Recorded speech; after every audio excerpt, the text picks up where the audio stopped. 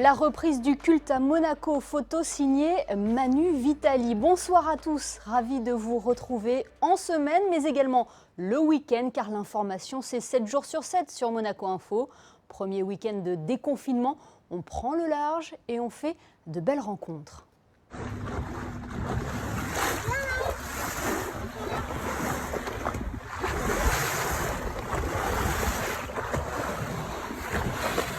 Retour sur Terre. Au sommaire aujourd'hui, les célébrations reprennent dans les églises de la Principauté. Comment cette reprise a été vécue par les fidèles? Quelles dispositions ont été mises en place? Nous serons avec le vicaire général du diocèse de Monaco, Monseigneur Guillaume Paris. Son activité a été mise sur pause et a hâte de la remettre sur play. Comment le monde de la nuit entrevoit le bout du tunnel alors que le secteur est toujours confiné? Est-ce que cette période est finalement propice à la création pour un DJ? Eduardo Santos nous éclairera à ce sujet. Et puis la Fondation Princesse Charlène de Monaco poursuit son engagement dans la lutte contre le coronavirus. Elle vient de fournir des masques à 2 associations monégasques intervenant auprès de personnes en situation de handicap. Plus de détails tout à l'heure avec Alexandra Pani. Mais tout d'abord, un point sur l'info avec vous, Fabien Bonilla. Bonsoir Fabien.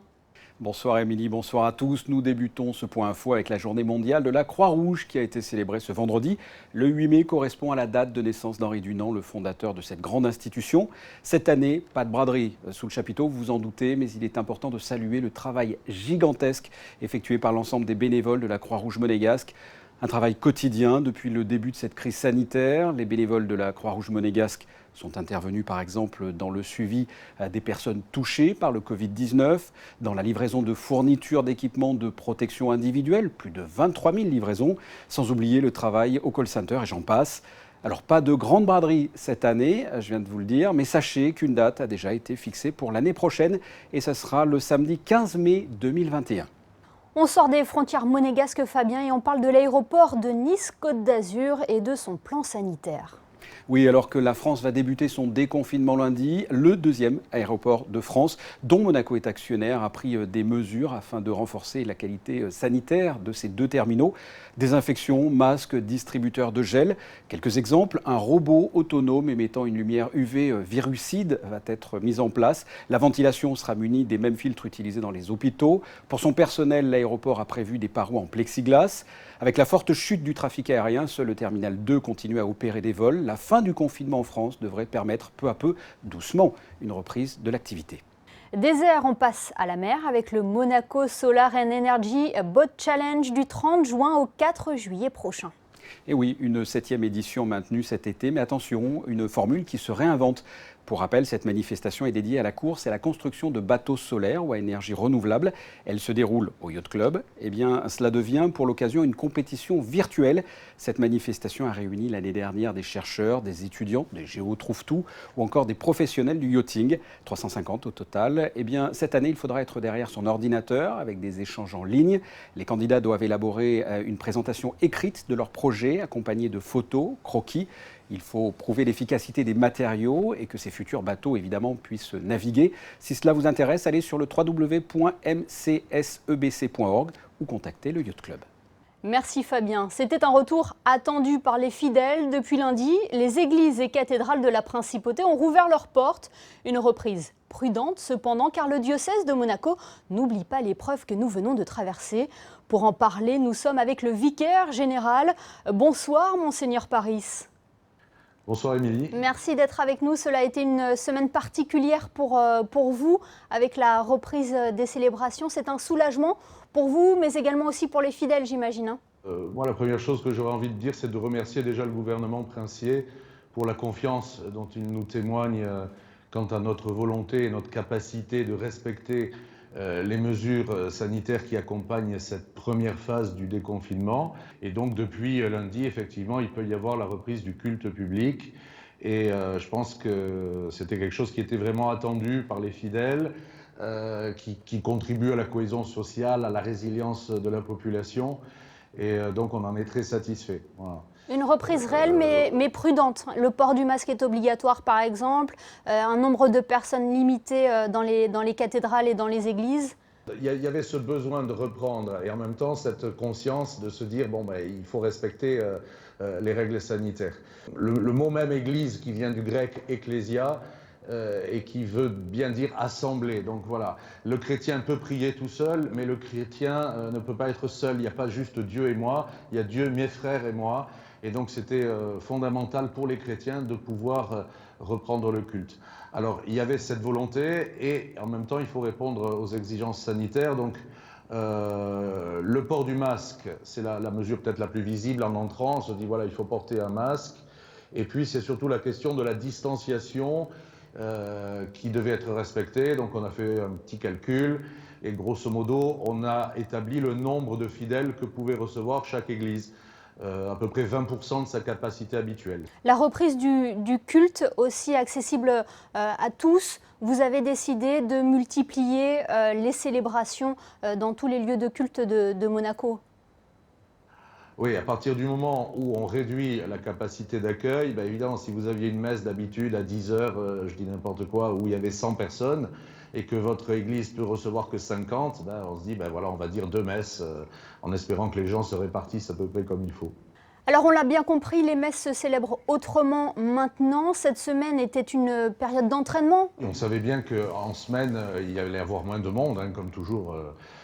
Donc ça a permis de prendre son temps pour mettre en place des dispositifs pour signaler quelles sont les places que l'on peut occuper, celles qu'il ne faut pas occuper, installer des sens de circulation dans la mesure du possible. Et le test, ça va être dimanche. Monseigneur, le diocèse de Monaco n'a jamais quitté ses fidèles puisque vous avez décidé de garder le contact avec eux via les réseaux sociaux, avec la retransmission des messes et puis la diffusion aussi sur Monaco Info, sur notre antenne. L'idée est venue tout de suite de dire qu'est-ce qu'on peut faire pour essayer de maintenir un contact.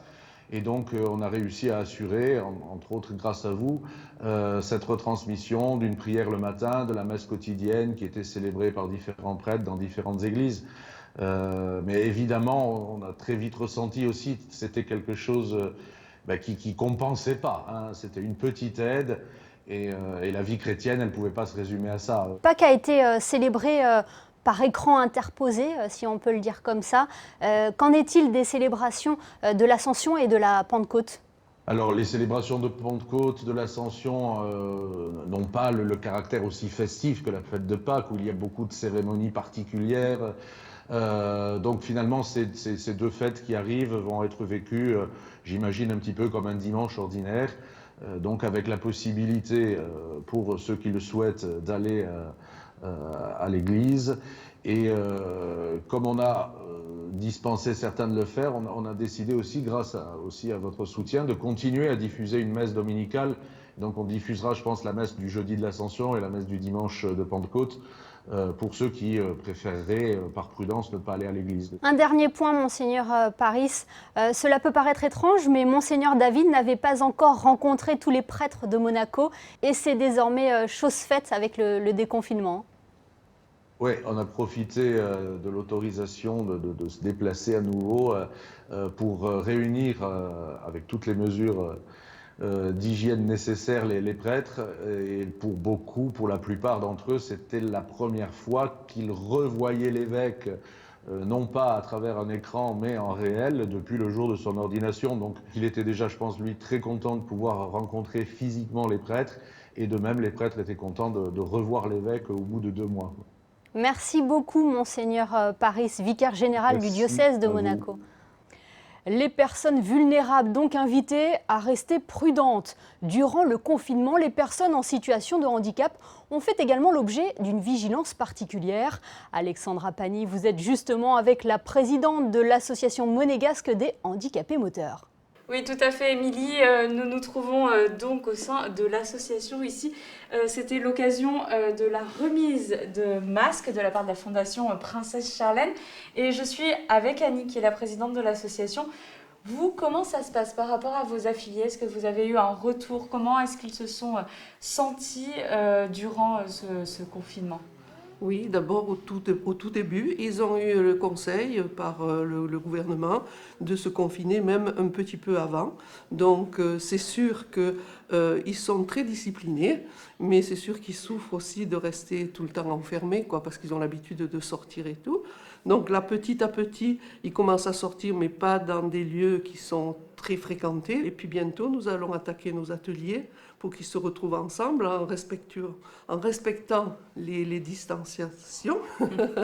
Et surtout, donc, on a fait appel pour les masques, parce qu'au cas où ils arriveraient au local sans masque, on pourra leur en procurer, parce que c'est vraiment indispensable. Merci Annie. Oui, il ne faut surtout pas brûler les étapes. Et je crois, Émilie, qu'on est attendu ailleurs maintenant. Tout à fait, Alexandra. Après le handicap moteur, nous avons voulu savoir comment les personnes déficientes intellectuelles ont vécu cette période. Je crois que l'on vous attend du côté de la promenade Honoré II. Oui, effectivement, Émilie, je rejoins à présent Pierre Van Claveren, qui est président de Special Olympics. On vous connaît très bien sur la chaîne. Et là, donc, c'était un beau moment, j'imagine, pour vous affilier, de rencontrer Gareth et les membres de la Fondation et recevoir ces précieux masques. Oui, c'est très sympa de leur part. Hein. Et en plus, ça nous a permis de revoir nos jeunes, puisque ça fait quasiment 1 mois et demi qu'on est en confinement. Donc on ne les avait pas revus, donc c'était très sympa de pouvoir leur distribuer. On en a eu pour tous nos athlètes. Tous nos athlètes ne sont pas forcément résidents à Monaco. Justement, comment est-ce que vous avez géré? Est-ce que vous les avez un peu aiguillés sur les gestes barrières, le comportement à adopter? La plupart des athlètes qu'on a de toute façon sont soit en institution, soit avec leurs parents. Donc on va dire que déjà il y avait de toute façon un rôle qui avait été fait, soit par les institutions à Monaco, la MAPI et d'autres CAT, centres d'aide au travail dans la région aussi. Toute l'équipe est en contact régulier. On leur manque, il nous manque, le sport leur manque, à nous aussi, et on essaye de faire le maximum pour que ça passe le plus vite possible. Vos événements nous manquent aussi, on espère vous retrouver très vite pour de beaux projets. Ce seront donc près de 12 500 masques qui auront été distribués par la Fondation Princesse Charlène. Un bel élan de solidarité de la Fondation Princesse Charlène. Merci beaucoup Alexandra. Êtes-vous nostalgique des soirées entre amis sur le port Hercule? Eh bien, dites-vous que vous n'êtes pas les seuls. La sono des DJ est muette depuis le début du confinement et ce pour encore quelques semaines. Pour en parler, nous sommes avec l'un des DJ de la Rascasse. Bonsoir Eduardo Santos. Bonsoir. Habituellement, vos samedis sont plus rythmés que ces dernières semaines. Comment vous vivez le confinement? Vous venez de le dire. Normalement, on est en train de préparer un petit peu de musique pour les soirées. Et en ce moment, on profite de la famille. On va dire que c'est le côté positif de toute cette situation. Qu'est-ce qui vous manque le plus dans votre activité habituelle? Les contacts avec les personnes. Voilà.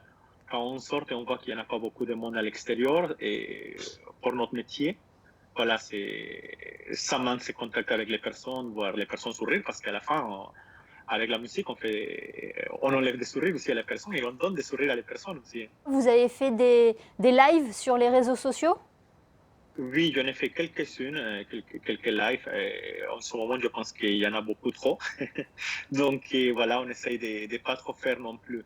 Mais de l'autre côté, on profite pour écouter de la musique, les nouveautés, voilà. Ce confinement n'a pas fait développer votre créativité également?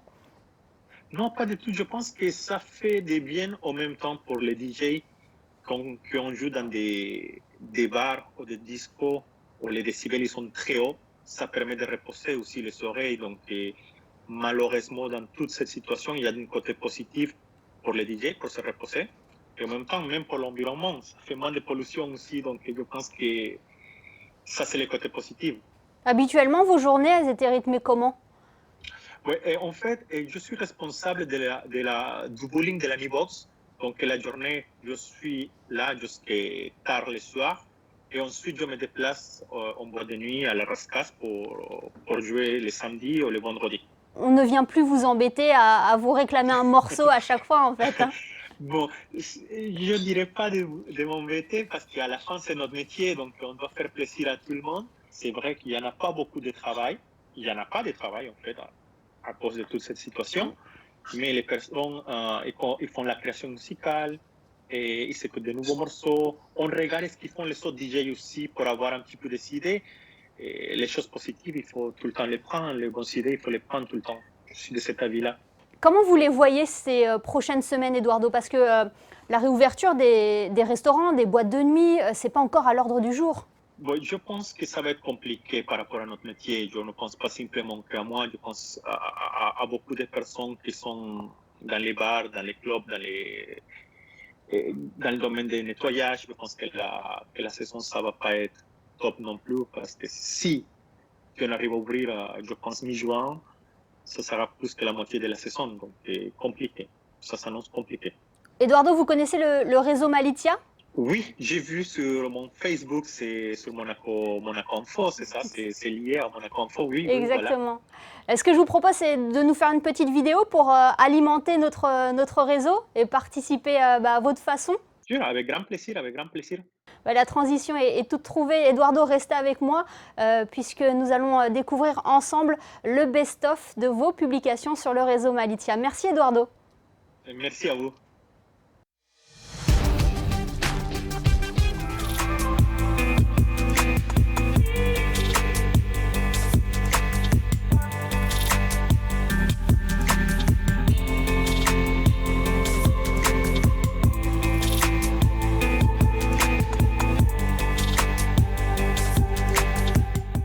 Et dans quelques jours, nous ajouterons donc la vidéo d'Eduardo Santos au réseau Malizia.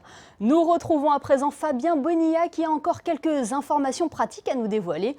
Et on commence par un nouveau sondage, Fabien. Oui, c'est un sondage que nous avons réalisé via le réseau Malizia. La question est simple. Avez-vous investi dans des masques spéciaux? Sur 148 réponses, 63 personnes se sont procurées les masques distribués par le gouvernement. 35 ont acquis des masques chirurgicaux jetables.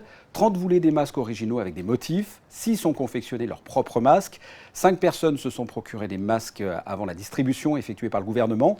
5 ont répondu « J'ai une super épouse qui en a confectionné pendant le confinement ». La mienne ne sait pas coudre. 3 se sont fait faire des masques en 3D et une personne enfin a répondu qu'elle préférait une visière. Autre information pratique avec un programme sportif et culturel sur Monaco Info. Oui, un peu d'autopromo ne fait jamais de mal. Sachez que vous pourrez retrouver sur notre antenne un documentaire inédit et produit par l'Automobile Club pour l'occasion, consacré à la magie du Grand Prix historique de Monaco.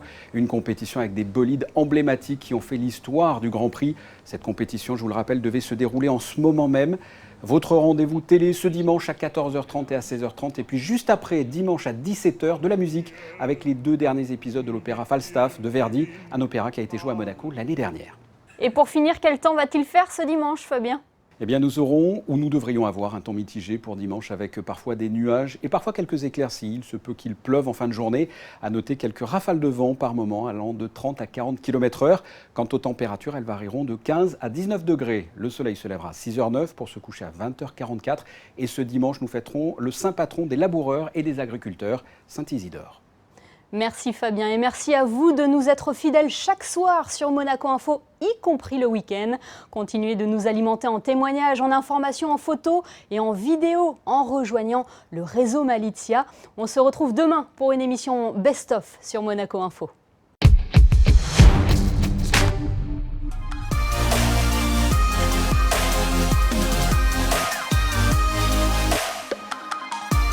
Il faut en profiter de la vie. La vie, c'est joli, c'est beau. On peut voyager, chanter, rigoler. Sur la terre, tout est joli.